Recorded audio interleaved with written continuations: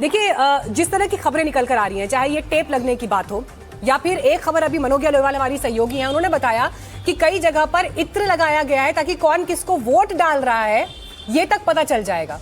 अब आप देखिए ग्राउंड से जिस तरह की खबरें निकल कर आ रही हैं, और ये सब किस बैकग्राउंड में निकल कर आ रही हैं कि बाहर से फोर्सेस तैनात हैं 2500 के आसपास जो वोटिंग करा रही हैं, बाहरी लोग जो है यहाँ पर सिस्टम को हाथ में ले चुके हैं, चुनाव आयोग को आपने सवालों के दायरे में डाला हुआ है, लेकिन उसके बावजूद ये घटनाएं सर ग्राउंड पर रिपोर्ट हो रही हैं।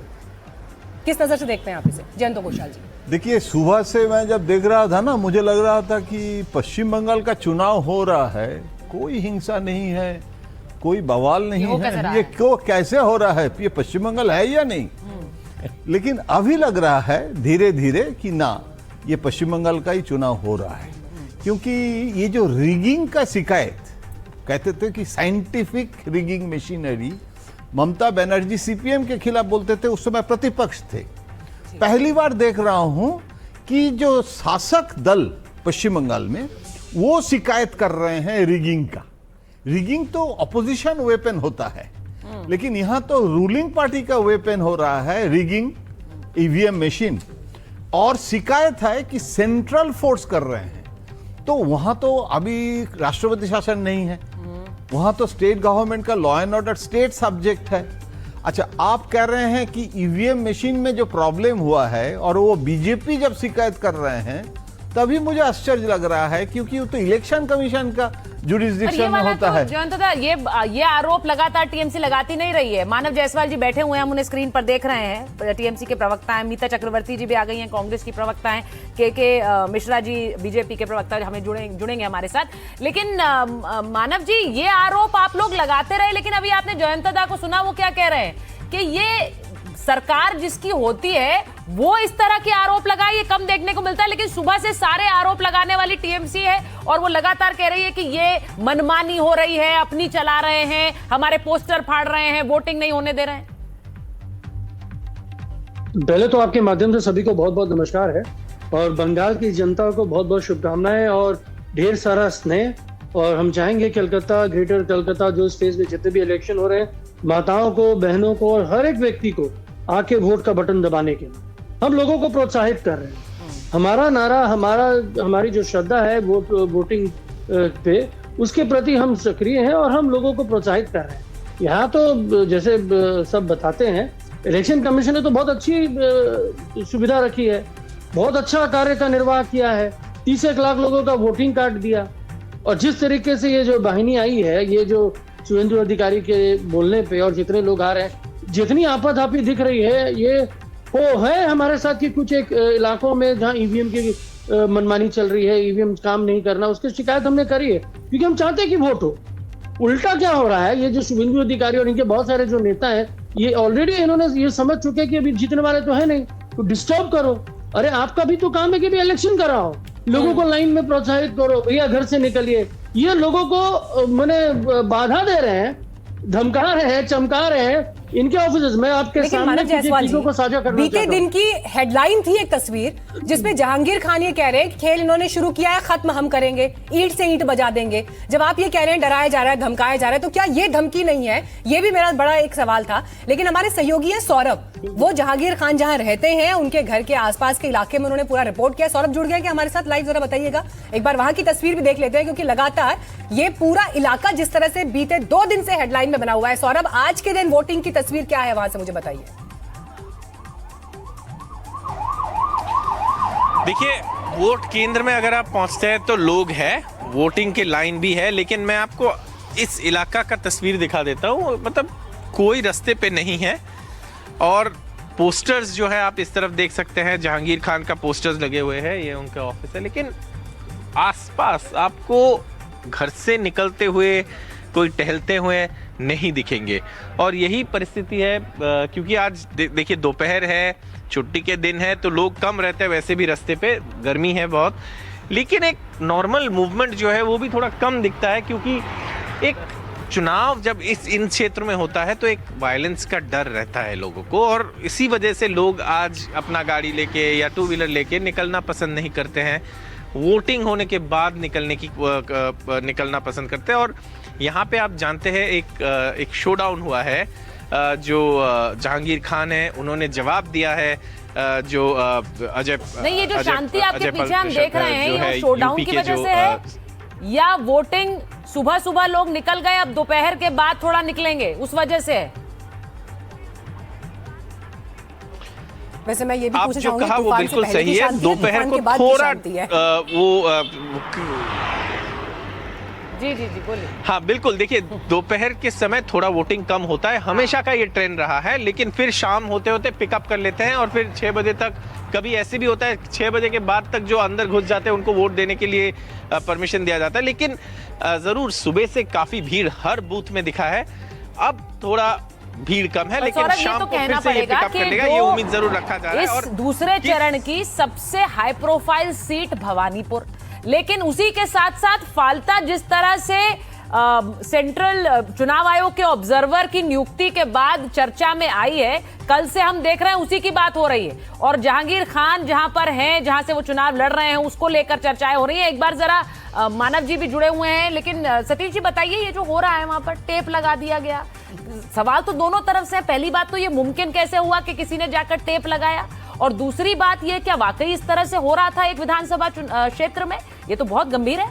पहले तो ये बात है कि देखा किसने, किस यंत्र से देखा, ये बड़ा महत्वपूर्ण है। और अभी मीनाक्षी कह रही थी, मैं तो कहता हूँ कि अभी तो वहाँ इलेक्शन कमीशन की सरकार है, न केंद्र की है न राज्य की है, और उसके बीच में जो ये तूफान का जिक्र कर रही है, मुझे लगता है ना तूफान के पहले वाला वो वाला नहीं है, ये तूफानी शांति है ना। हो सकता है ममता जी के वोट पर थोड़ा टेप लग गया हो और उनका बॉडी लैंग्वेज भी कुछ ऐसा कहता है, तो अब ये सारी चीजें सामने आ रही है, क्योंकि ऐसा ऐतिहासिक बंदोबस्ती, तैनाती, हर कुछ, और उसमें हर कोई जो वहां पर मारपीट करने वाला, बलवा करने वाला, हर एक आदमी, आपके चैनल पे तो मैंने यही देखा, सब टीएमसी का निकल रहा है, एक एक करके। नहीं, आपने कहा बलवा करने वाले सारे टीएमसी के निकल रहे हैं। तो आप ही के 7 तस्वीरों में तो एक वो बीजेपी वाला भी तो दिखाइए। वो दिखा रहे हैं, जो तस्वीरें आ रही हैं वही दिखा रहे हैं हम। नहीं, वही मैं कह रहा हूँ, उसमें आज जो आपके पास तस्वीरें रही है, उसमें सब टीएमसी वाला बदमाश निकल रहा है। अच्छा, ये मेन बात है। तो ये ऐसे में नहीं, ये गलती नहीं, इसमें समझ नहीं आया। ठीकरा आप टीएमसी पे फोड़ रहे हैं, हम पर फोड़ रहे हैं, ये समझ नहीं आया। लेकिन नहीं, हम पर नहीं फोड़ रहे, वो तस्वीरें जो आ रही है वही दिखा रहे हैं। देखिए टीएमसी जी सामने देखिए। अब तो सुन रहे हैं कि एक आध दो जगह फिर से रिपोलिंग की भी बात हो रही है कि इतनी तैनाती, इतनी बंदोबस्ती, ऐतिहासिक एसआईआर, इसके बावजूद भी अगर आपको रिपोलिंग कराना है तो ये एक बड़ी बात है। तो मैं तो यही कहना चाह रहा हूं कि तो नतीजा तो आप कुछ प्रेडिक्ट कर सकते हैं कि क्या हो सकता है, अभी भी थोड़ा देर है, लेकिन आप कहने को कह सकते हैं। बॉडी लैंग्वेज आपने जो बात कही है वो एक बार जरा डॉक्टर कौशलकांत मिश्रा से ले लेते हैं। डॉक्टर मिश्रा, जरा बताइए, अगर चुनाव आयोग पर बार बार आप, चुनाव आयोग जिस तरह से इस चुनाव को आगे बढ़ा रहा है, सेंट्रल फोर्सेस की तैनाती है, उसके बीच भी अगर कहीं जाकर कोई टेप लगा रहा है ईवीएम में, तो फिर किससे सवाल पूछा जाए, बताइए। जिसको बोलते हैं प्रेशर कुकर थ्योरी, जब हर तरफ से प्रेशर बढ़ रहा, जिसके बारे में सतीश जी बताना चाह रहे थे, आधा बताया आधा नहीं बताया। जब सेंट्रल फोर्सेस का प्रेशर है, दबाव बहुत ज्यादा है, ममता बनर्जी के गुंडे अपना काम नहीं कर पा रहे हैं, तो कहीं कहीं वो कभी प्रेशर से उधर सीटी नहीं बचती, उसी तरीके से सर ये गुंडे सड़क पे नजर आ रहे हैं। फिर भी जैसे आपके अरे कुछ तो करीब पा रहे हैं, ऐसा थोड़ी है 8 जगह बलबा हुआ है तो फिर उसमें सबका नाम टीएमसी का है, तो कुछ तो कर ही रहे हैं। हाँ, तो कुछ तो कर ही रहे, बिल्कुल तड़ीपार है तो तड़ीपार है, जो भी है तड़ीपार है। उसमें क्या 80 लोग जेल में बंद है, उसमें कौन सी नई बात है? सारे गुंडे जेल के अंदर बंद है, उसमें क्या दिक्कत है? ममता बनर्जी आज पहली बार अपने क्षेत्र में सवेरे 10 बजे से बैठी है, इसी से पता चल रहा है कि चुनाव किधर जा रहा है।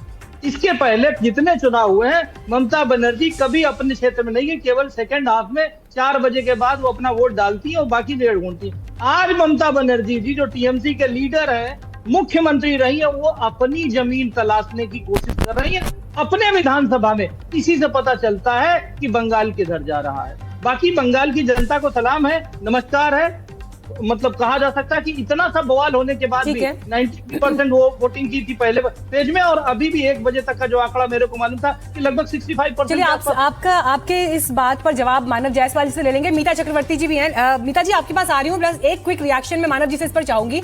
बड़ा इंटरेस्टिंग है, देखिए जिस तरह से डॉक्टर मिश्रा ये कह रहे हैं कि ममता बनर्जी अपने इलाके से निकल ही नहीं रही है, पिछली बार नंदीग्राम से चुनाव हारी थी, फिर भवानीपुर से उपचुनाव जीती थी। क्या इक्वेशन है इस बार सर? भवानीपुर का डर है क्योंकि बीजेपी तो लगातार ये कह रही है कि आप चुनाव हार रहे हैं, ममता चुनाव हार रही है वहां से। मीनाक्षी जी और सभी को मैं बोलना चाहता हूँ, ममता बनर्जी सिर्फ नाम से ममता नहीं है, ममत्व का निर्वाह किया। और जिस तरीके से आपके सामने वरिष्ठ पत्रकार लोग बैठे हैं और जिस तरीके से भाजपा के जो प्रवक्ता हैं वो क्या बोल रहे थे, इतनी वो हो गया है, गोलबंद हो गया है, सबको जेल में डाल दिया है। और जिस तरीके से 3 लाख के ऊपर जो फौज आके यहाँ बंगाल में बैठी है, जो छावनी बना दिया इन्होंने, तो ममता बनर्जी की दुबक के घर में बैठेंगी? अरे वो शेरनी है महाराज। जब जब जरूरत पड़ेगी ममता बनर्जी को आप सामने पाइएगा। जहां कठिनाई होगी, जब तकलीफ होगा, ममता बनर्जी सामने खड़ी रहेगी। और सबसे बड़ी बात, ये किसी के चेहरे के पीछे नहीं छुपने वाली है, कोई टेलीप्रॉम्प्टर वाली, ये सामने से लड़ती हैं।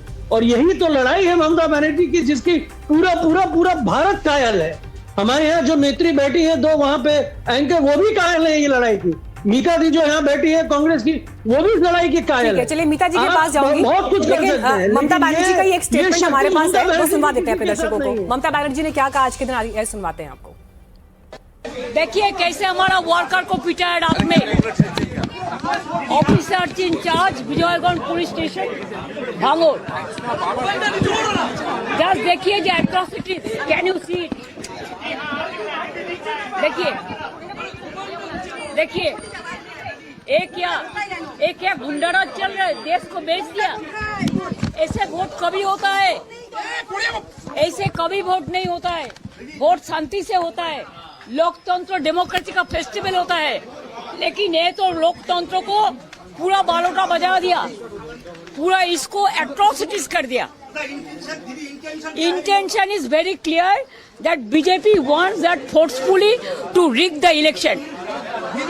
But our workers and people are ready to die, but they will not leave the place.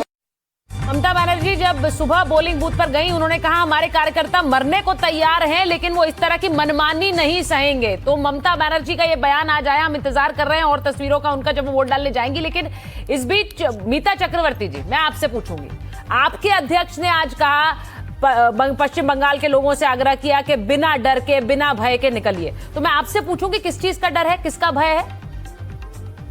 ये तो आप सबको पता है कि जब पंचायत इलेक्शन में 100 से ज्यादा लोगों का मौत होता है, जब आप विधानसभा ले लीजिए पिछले बार की या लोकसभा ले लीजिए, बंगाल में एक भी इलेक्शन कंप्लीट नहीं होता जब तक लाश ना गिरता हो।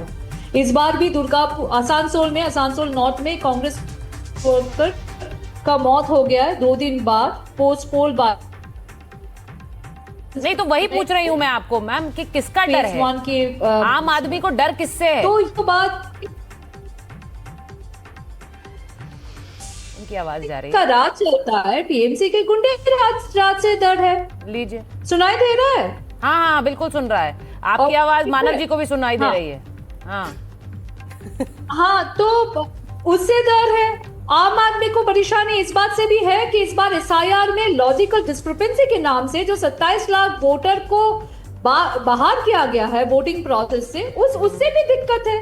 और यहाँ पर जब टीएमसी के लीडर मदन मित्रा कल बोलते हैं कि थाना को वो गायब कर देंगे, और जब होम मिनिस्टर अमित शाह के बोलते हैं उल्टा लटका देंगे किसी को, तो उस पॉलिटिकल डिस्कोर्स से भी प्रॉब्लम है आम आदमी को। तो आम आदमी जब होम मिनिस्टर ऐसे बात करे कि उल्टा लटका देंगे, भाई ये बनाना रिपब्लिक तो है नहीं। अगर किसी ने गुनाह किया है उसके लिए लॉ ऑफ द लैंड है, कोर्ट है, जुडिशरी है। आप कौन होते हो? आप तो होम मिनिस्टर हो, आप क्या जज हो? आप ही पनिशमेंट दोगे, आप ही कन्विक्ट कर दोगे। और दूसरी तरफ है यहाँ पर मदन मित्र जैसे टीएमसी के लीडर जो बोलते हैं थाना नहीं रहेगा। नहीं मीता जी एक बात बताइए, आप अगर कहें अभी थोड़ी देर पहले 1 मिनट पहले आप कह रही थी टीएमसी के गुंडों की वजह से वोट डालने नहीं जा पाते, आप कहें तो वो ठीक है। गृह मंत्री अगर कहें कि टीएमसी के गुंडा कर दिए तो वो गलत है। बोल सकते हैं पर गृह मंत्री ये नहीं बोल सकते कि हम किसी को उल्टा लटका देंगे। ठीक है, ये कोई बनाना रिपब्लिक नहीं है मैडम। यहाँ पर कोर्ट है, जुडिशरी है, लॉ है, कन्विक्शन एक प्रोसेस फॉलो करके होता है।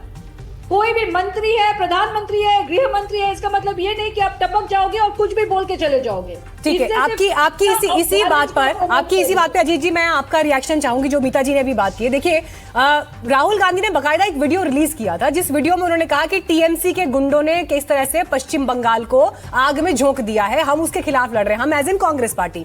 अब सवाल यह है कि उस पर बीजेपी क्या सोशल मीडिया पर लिखती है कि राहुल जी पहली बार सही बोल रहे हैं, और उस पर क्या नैरेटिव आगे पॉलिटिकल नैरेटिव चल रहा है कि राहुल गांधी कैंपेनिंग कर रहे हैं बीजेपी के लिए। फायदा किसका हो रहा है अल्टीमेटली, बेनिफिशियरी कौन है? कांग्रेस पार्टी आज टीएमसी पर जिस तरह से आरोप लगा रही है, इंडिया अलायंस में होते हुए पश्चिम बंगाल में तो सब कुछ दूध का दूध और पानी का पानी हो गया ना, किसको बेनिफिट पहुंचा? वो अलायंस है अभी